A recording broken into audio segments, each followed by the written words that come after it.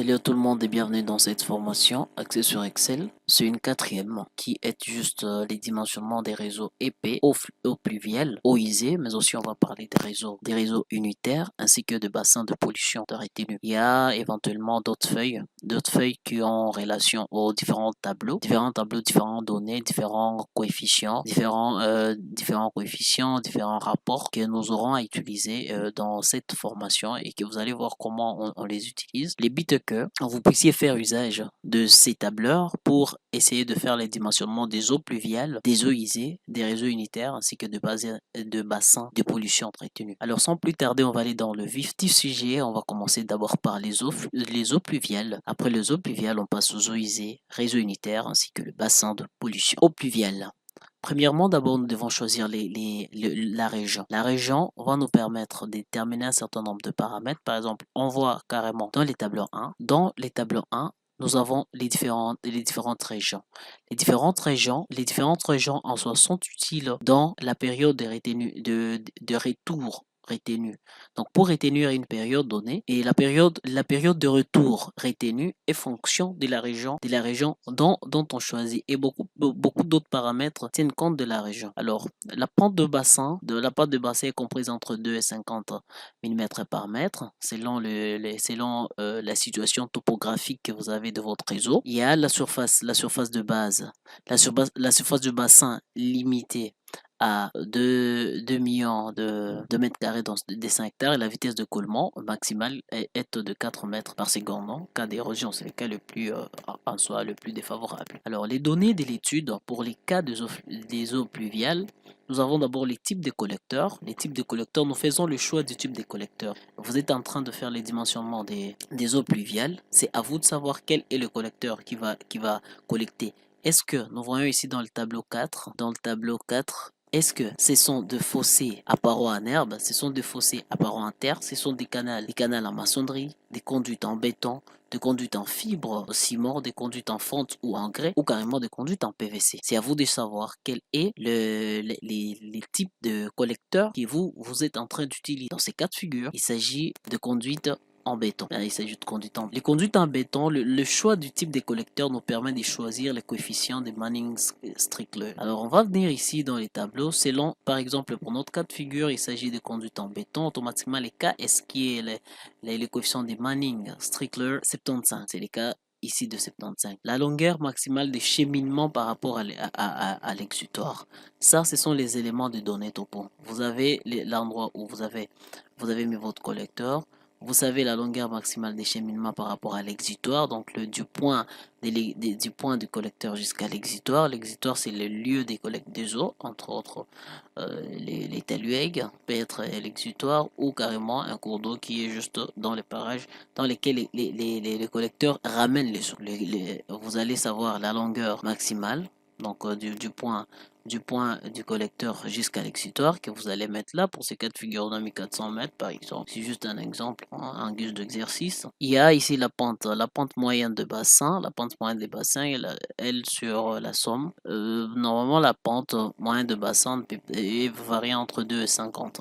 Ça dépend de la topographie que vous avez et les éléments que vous voulez adopter à votre collecteur. Il y a la surface totale à reprendre. Il y a la surface totale à reprendre qui est là. C'est à vous de savoir suivant votre bassin versant.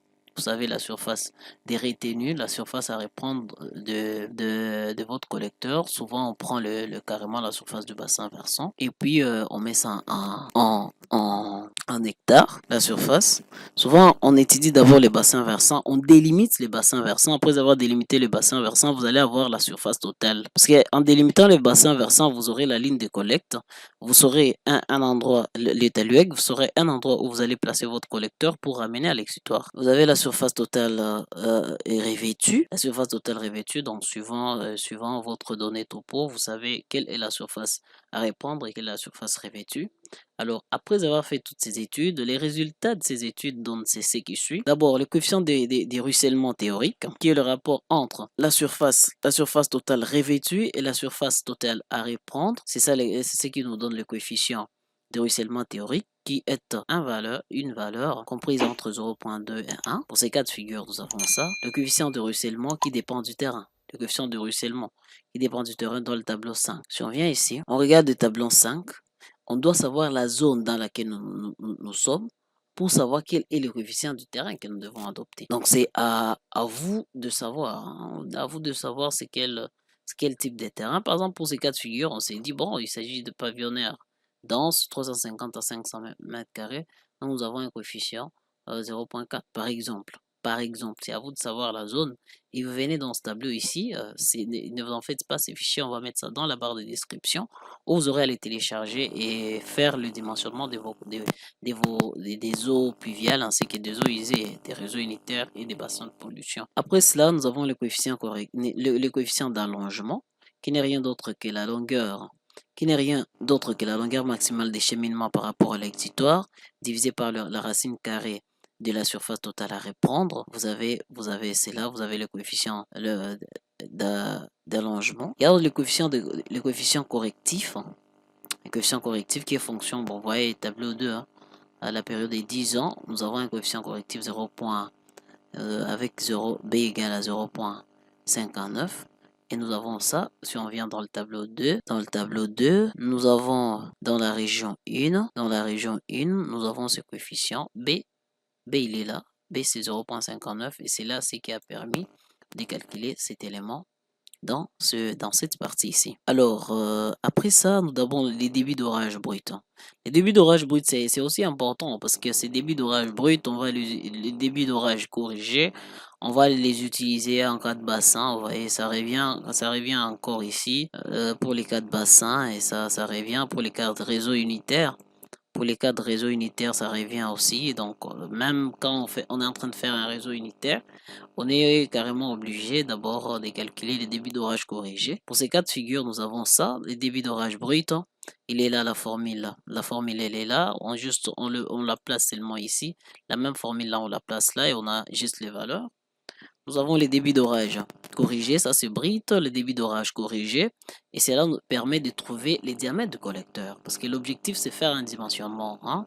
Les dimensionner un collecteur, c'est juste déterminer les dimensions, déterminer les diamètres, quel est le diamètre que l'on va appliquer au collecteur pour recueillir une certaine quantité d'eau sur une surface totale à reprendre. Vous voyez, donc on a d'abord le bassin versant, nous avons les différentes lignes, la ligne de crête, la ligne de Talweg, nous avons l'exutoire. On détermine sur base de notre bassin versant la surface totale à répondre. Et puis, voilà, on calcule. Hein. Sur base de cela, on détermine des différentes formules issues des différents principes. On calcule les diamètres du collecteur. Mais ces diamètres, c'est un diamètre théorique. C'est un diamètre théorique. Maintenant, nous allons aller maintenant sur le marché. Nous regardons sur le marché quel est les diamètres. Les diamètres qui est supérieur ou égal au diamètre théorique. Par exemple, pour ces cas de figure, on trouve 378. On regarde les diamètres commerciaux sur le marché, on ne va pas trouver un collecteur, par exemple, des 378 mm. On s'est dit non, au marché, on peut trouver un collecteur de 400 mm. On prend un collecteur de 400 mm, par exemple, une bise de 400 mm. Donc, toutes les fois que nous faisons les calculs, comme il s'agit d'un collecteur, des collecteurs de forme d'abord circulaire, il suffit de savoir les diamètres et puis les diamètres théoriques et puis carrément prendre les diamètres commerciaux selon qu'on est selon que le diamètre soit supérieur au diamètre théorique. Après cela, qu'est-ce qu'on fait? On calcule la vitesse à pleine section. En pleine section, étant donné que nous avons déjà nos diamètres, on calcule la vitesse, on calcule les débits, on calcule les rapports des débits, les Q, on calcule les rapports des débits, c'est les rapports entre les débits d'orage brut et les débits à pleine section. Donc on n'est pas seulement nécessairement obligé, c'est certes que tout ouvrage des génies civils mérite de l'entretien, mais dès les départs, quand nous sommes en train de dimensionner nos collecteurs pour des eaux pluviales, nous devons déjà prévoir dès les départs l'autocurage, de sorte que même sans qu'il y ait entretien à court terme, nous avons la possibilité d'avoir l'autocurage et voilà. Ces rapports alors vont nous permettre, grâce aux différents tableaux, de vérifier si les conditions d'autocurage sont bel et bien respectées. Voilà les rapports des débits. On a ce rapport des débits. Nous avons les rapports de volume. Les rapports de volume. nous avons le volume, nous prenons d'abord le volume et puis nous divisons les volumes, la vitesse, les deux vitesses et puis nous divisons par la vitesse en pleine section. La vitesse en pleine section. Nous allons dans les tableaux 6. Dans les tableaux 6, vous pouvez voir, on dit, on prend d'abord les rapports entre les débits d'orage brut et les débits en pleine section. On prend ces rapports-là, on vient dans les tableaux 6. On a dit que ces rapports nous a donné 0.862. On vient ici, on regarde Q sur PS 0.862. Nous cherchons V sur VPS, donc la vitesse, ainsi que la vitesse en pleine section. 0.862, donc nous sommes ici à 0.868, nous avons 1.13. Revenons ici, nous mettons 1.13. Maintenant, dans le même tableau, on regarde H sur D. H sur D, nous sommes ici au débit. Au début, nous avons 0.68, 1.13 et puis nous entrons ici à A sur D, nous sommes à 0.72. 0.72. On rentre ici, on a 0.72, on place carrément 0.72 là-bas. Et puis les différentes valeurs, la vitesse d'écoulement qui est ces rapports ici, V sur VPS multiplié par VPS. Et puis la hauteur, ça sont des formules empiriques. Ne vous en faites pas, il ne faut pas faire simplifier ou simplifier VPS et VPS. Non, non, c'est pas ça. C'est pas ça. Ce sont les éléments empiriques. On ne simplifie rien, on regarde tout au tableau et puis on fait cette multiplication-là qui est comme ça. Ce sont des éléments empiriques, ne vous en faites pas. C'est empirique et ben voilà, c'est comme ça que ça se passe. Il y a la partie ici. On a trouvé la hauteur, la vitesse d'écoulement ainsi que la hauteur de remplissage de notre collecteur. Alors ici, on vérifie maintenant les conditions d'autocurage. C'est très très capital. Même pour les cas des eaux pluviales, on vérifie ça. Pour les cas d'eaux usées, on vérifie ça.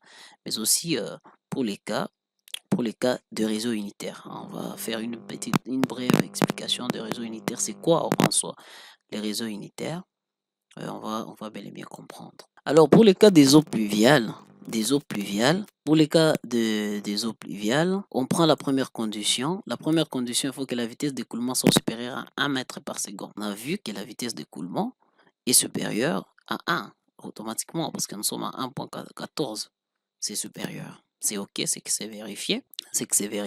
Vous voyez, vous pouvez voir, nous avons une vitesse d'écoulement une vitesse. Ça, c'est la vitesse en pleine section en pleine 14. Nous avons une vitesse d'écoulement de 1.29. Il est supérieur à 1. C'est-à-dire que c'est bon, c'est la première condition. La deuxième condition, la première condition en termes, les conditions en termes de. Une autre condition est que la vitesse 21 doit être supérieure à 0.60. Alors, qu'est-ce que nous allons faire? Il faut qu'on calcule 21. 21, il est là-bas, il est là. Suivant QPS sur 10. QPS sur 10, on vient ici, QPS sur 10. On va avoir 0.08. 0.08, on est là. Automatiquement, on va avoir 0.2 comme H sur D. Puis, on va avoir 0.62 comme mauvais sur VPS. 0.62 pour les cas de la première condition. Pour les cas de la deuxième condition, V2 qui doit être supérieur à 0.30. On regarde dans les tableaux 6, QPS, donc le débit en pleine section divisé par 100, c'est 0.008.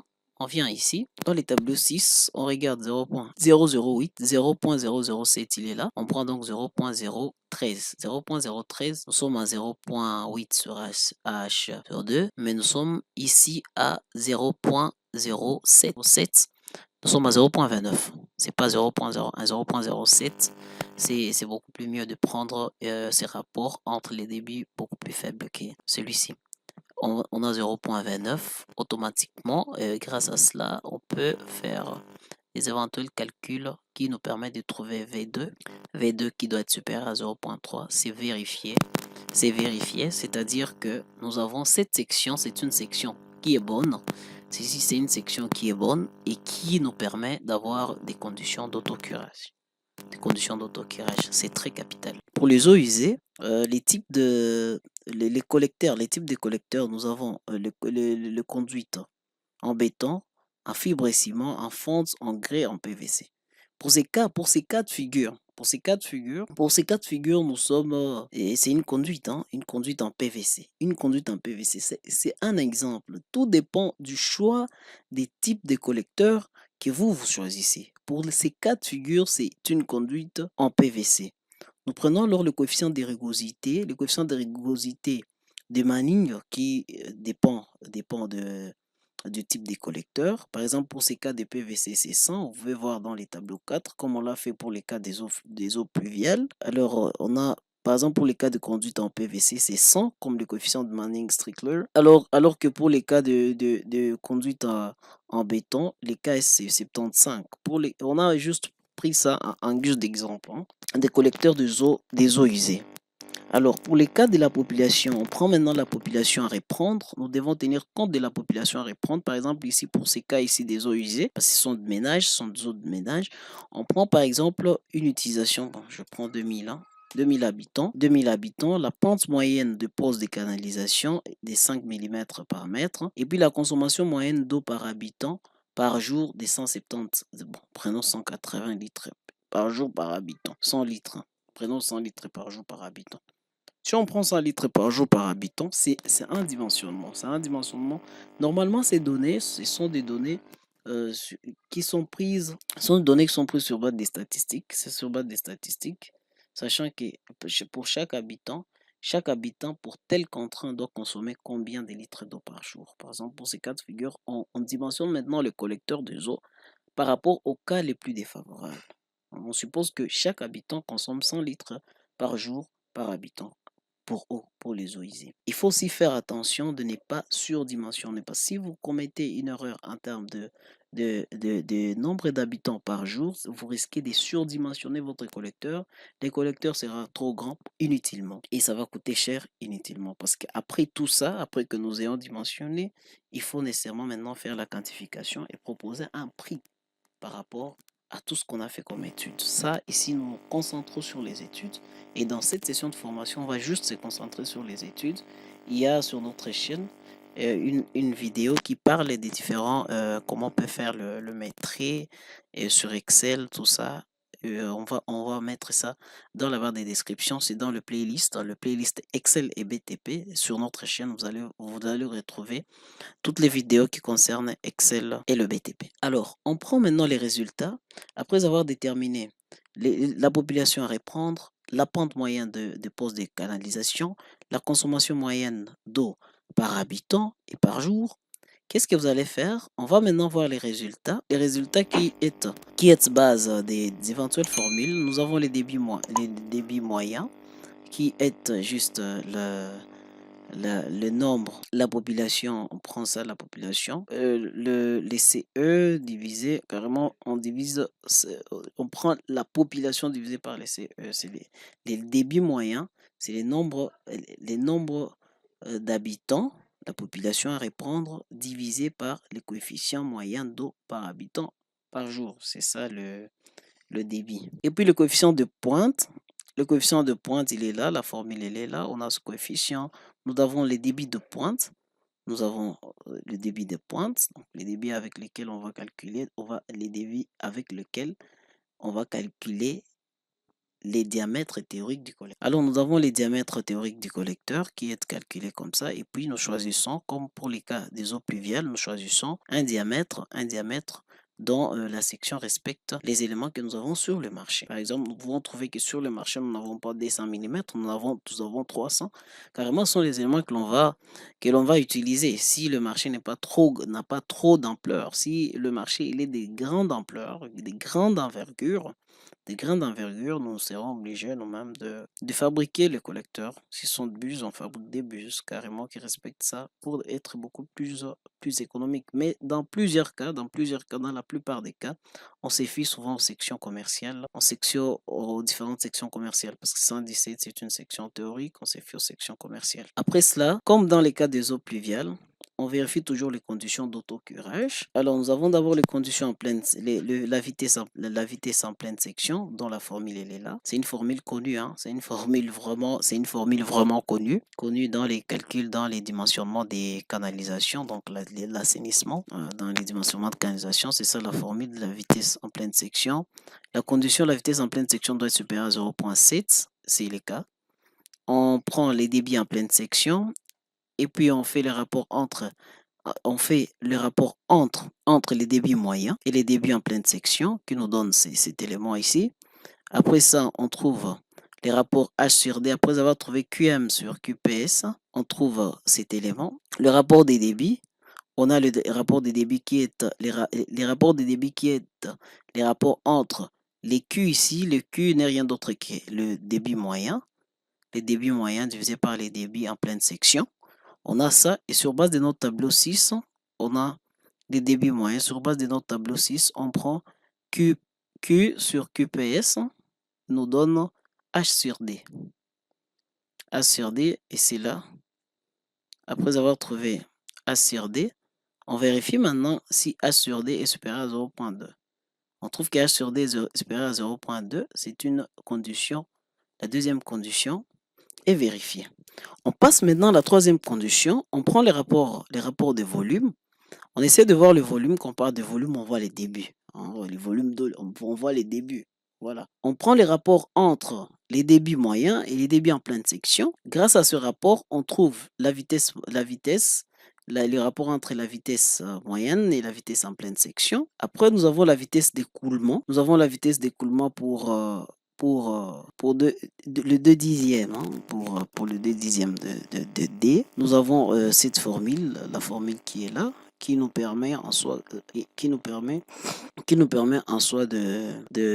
trouver cet élément ici. C'est un rapport entre les deux, n'en faites pas. Après, la troisième condition est que cet élément ici, pour les 2 dixièmes de D, doit être supérieur à 0.3. Et cette condition est vérifiée. Si ces trois conditions sont vérifiées, c'est que la condition d'autocurage, toutes les conditions d'autocurage sont vérifiées et nous adoptons 200 comme diamètre de notre collecteur. L'objectif, c'est de trouver, dimensionner un ouvrage, dimensionner un élément, c'est trouver les dimensions. C'est clair, dimensionner un élément, c'est trouver les dimensions. Dimensionner un collecteur, c'est trouver les diamètres de ce collecteur. Mais c'est un diamètre qui vérifie non seulement toutes les conditions d'abord d'autocurage, mais aussi un diamètre disponible sur le marché. Pour les cas de réseau unitaire, on va d'abord faire une brève définition. Pour les cas de réseau unitaire, il s'agit d'un système de collecte des eaux usées où toutes les eaux transitent par une seule et même canalisation et se mélangent. C'est ça ce qu'on appelle réseau unitaire. Alors, vous pouvez être dans un cas, toutes les eaux transitent pour une seule et même canalisation et qui se mélangent. Dans ces cas de figure, vous êtes face à un réseau unitaire. Comment dimensionner votre collecteur lorsque vous êtes dans un réseau unitaire? Alors, nous avons la réponse à cette question et elle est carrément sur cette troisième feuille intitulée réseau unitaire. Alors, tout part d'abord des types de collecteurs. Les types de collecteurs, par exemple, pour ces cas de figure, est une conduite en béton. Comme on l'a fait pour les conduites en béton, les coefficients de rugosité. Le coefficient de rugosité pour les conduites en béton, c'est 75. Nous avons la pente moyenne des poses des 10 mm par mètre, parce que la pente, normalement, elle varie elle ne peut pas être au-delà des 50 mm par mètre. Les débits de pointe, nous avons les débits de pointe, qui est là les débits de pointe des eaux usées. Vous voyez, débits de pointe, je vois. Les débits de pointe, par exemple, pour ces cas de figure, c'est 7.28. Vous calculez un réseau unitaire par rapport à une population donnée, par rapport à un certain nombre de données que vous avez déjà pour les eaux usées, pour la collecte des eaux usées. C'est en soi un collecteur, des eaux usées, mais seulement la différence, la différence est que toutes les eaux transitent pour une seule et même canalisation. C'est ça la différence. C'est pourquoi on utilise le même débit des pointes des eaux usées, c'est le même débit. Vous voyez ici, on a calculé le même débit. Donc, les débits de pointe, ce n'est rien d'autre que les rapports entre les débits moyens, et les coefficients de pointe. Vous calculez le coefficient de pointe, vous calculez le coefficient des pointes, vous calculez les débits moyens, et puis quand vous faites ce rapport, vous avez le débit de pointe. Ce même débit de pointe, c'est ce que vous allez utiliser ici. Les débits de pointe des eaux usées, en mètres cubes, il est là, donc ça c'est en litres par seconde, on met directement en mètres cubes. Alors le coefficient d'orage corrigé, c'est un coefficient pour les cas des eaux pluviales. Vous allez prendre les coefficients pour les cas des eaux pluviales, vous venez vous amener ici. Parce que si vous êtes face à un réseau unitaire, c'est-à-dire que D'abord, il y a un réseau pluvial, il y a un réseau isé, et puis la seule et unique différence, c'est qu'on a dit que tous les eaux pour ces cas de figure transitent pour une seule et même canalisation. C'est pourquoi on utilise les éléments qui viennent, par exemple les débits d'orage corrigés. C'est un débit qui vient d'ici. Les débits d'orage corrigés, il est là. Les débits d'orage corrigés, c'est que j'ai dit au début de la vidéo que cette partie ici, elle est capitale parce que c'est un élément, dont nous faisons allusion même dans la suite de la formation.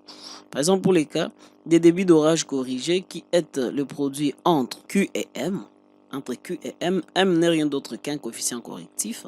Un coefficient correctif tenant compte de la période de retour, de cette période ici, tenant compte de la période de retour. On prend maintenant ce coefficient d'orage, on a montré comment on le fait. On prend ce coefficient d'orage, on l'a là-bas. Après cela, donc ce sont les éléments que s'écheminent, ne vous en faites pas, il faut bien en tenir compte. Nous avons un débit total qui est la somme entre les débits de pointe des eaux usées ainsi que les débits d'orage corrigés. Après cela, on calcule le diamètre théorique. Cela va nous permettre de calculer le diamètre théorique et puis faire le choix du diamètre commercial. Après ça, on calcule la vitesse en pleine section, les débits en pleine section. En calculant la vitesse en pleine section, la vitesse en pleine section, les débits en pleine section, on trouve le rapport entre les débits total et les débits en pleine section. Nous avons Q sur QPS. Ceci va nous permettre de trouver V sur VPS sur base de ces tableaux ici, comme on l'a fait pour les cas des eaux usées et des eaux pluviales. Sur base de ces tableaux, nous allons trouver V sur VPS et A sur D. Ces éléments vont être très importants parce qu'ils vont nous permettre de trouver la vitesse d'écoulement, V sur VPS fois VPS, ainsi que la hauteur de remplissage. C'est la même chose que ce que nous avions fait ici. Donc pour les cas pour les eaux pluviales, c'est la même chose que ce qui est ici. Ça nous permet de trouver la vitesse d'écoulement, ainsi que la hauteur de remplissage. Après ça, qu'est-ce qu'on fait? On vérifie maintenant les conditions d'autocurage. Les conditions d'autocurage, ce sont les mêmes conditions. Que l'on a vérifiées pour les cas des eaux pluviales. Ce sont les mêmes conditions. On essaie d'utiliser les tableaux 6. On essaie d'utiliser les tableaux 6 pour vérifier Q sur Q, pour vérifier si V1 est supérieur à 0.6, V2 supérieur à 0.3. Sachant que 21, ce n'est rien d'autre. 21 sur VPS est trouvé sur base de ça. Nous avons cet élément. Cet élément nous permet de trouver 21.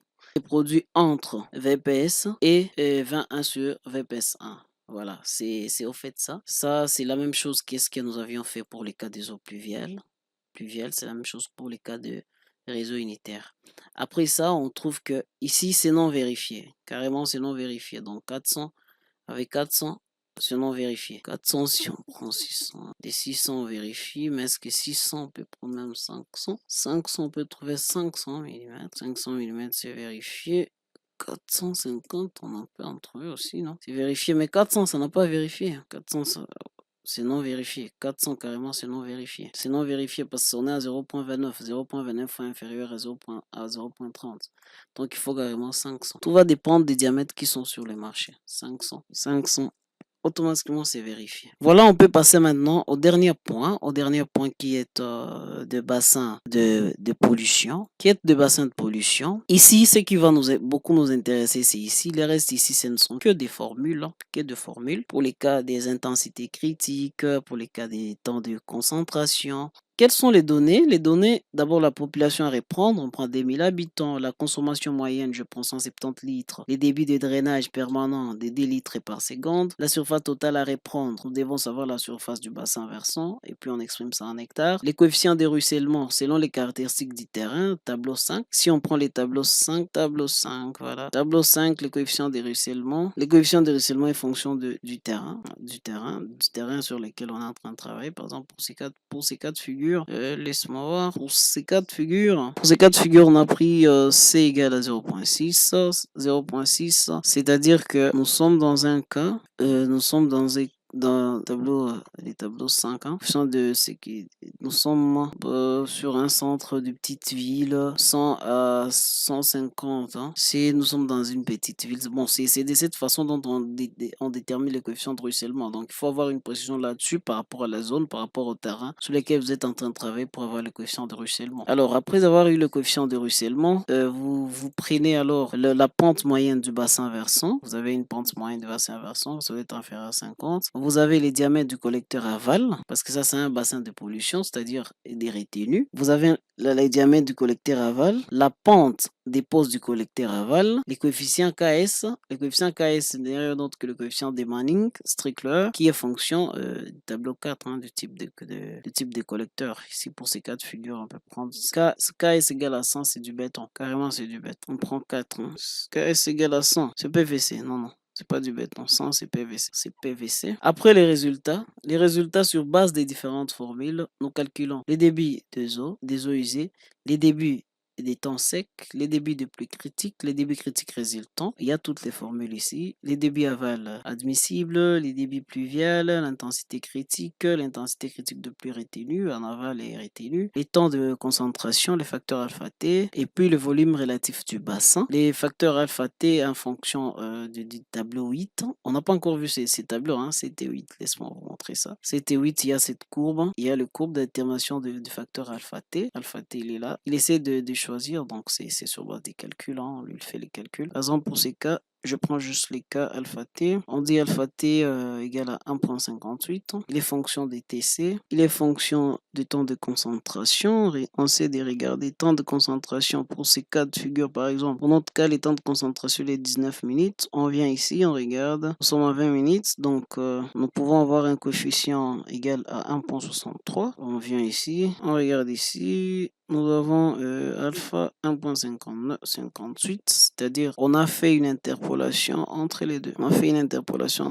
On a trouvé la valeur du facteur alpha T. Alors après ça, on calcule les caractéristiques du bassin de retenue, entre autres le volume du bassin de retenue ainsi que la durée de stockage, la durée de stockage débit critique. Ce sont les éventuels éléments qui nous permettent en soi de faire les dimensionnements des eaux pluviales, des eaux usées, des réseaux unitaires, des bassins de pollution des retenues. Et voilà la fin de cette vidéo formation où nous avons montré comment on peut dimensionner les collecteurs pour les eaux pluviales, les eaux usées, les réseaux unitaires, le bassin de pollution. Alors ces éléments, en fait, c'est une vidéo formation qui est faite dans le but d'être partagée. N'hésitez pas de les partager à toutes les personnes dont vous voulez voir évoluer dans les secteurs des bâtiments, et plus particulièrement ici dans le traitement des eaux. C'est ici le traitement des eaux hydrauliques urbaines. Partagez la vidéo. Et voilà, et puis si vous n'êtes pas encore abonné, abonnez-vous et n'hésitez pas d'activer la petite clochette pour ne rater aucune de nos vidéos formations hebdomadaires qui vont vous apporter du très très bon contenu, comme la vidéo que vous êtes en train de suivre. Là, je vous dis à très bientôt.